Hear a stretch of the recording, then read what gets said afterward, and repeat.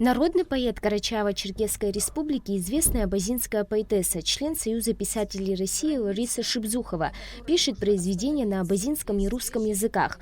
Поэтесса с детства испытывает глубокую привязанность к Абхазии, что связано с ее отцом. Еще в студенческие годы она несколько раз приезжала в Сухум и всегда испытывала восторг от Абхазии и ее народа. Как отметила поэтесса, книга «Сквозь призму Абазара» — это благодарность доктору филологических наук Владимиру Зонтаря, который был ее научным руководителем.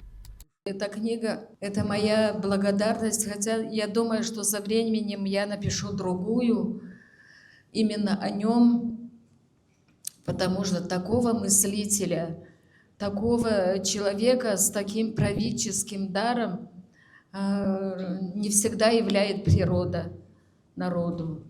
Его книги – это то, что нам осталось от него. Сама книга состоит из 35 работ, в том числе 7 статей на абазинском языке. 3 статьи посвящены абхазским авторам, в остальных публикациях в основном речь идет об абазинских писателях и навском эпосе. Я хочу от своего имени, думаю, что от лица всех собравшихся и даже тех, кто хотел, но не пришел, поздравить с выходом этой книги автора Ларису Шипзухову. Мы все хорошо знаем, что Лариса – настоящий поэт. Здесь, по-моему, другой оценки не может быть.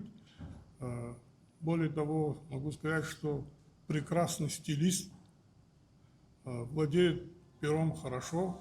Книга будет полезна студентам и всем, кто увлекается историей и традициями абхазо-абазинского этноса. Милана Агарба, Камила Джопова, Абхазское телевидение.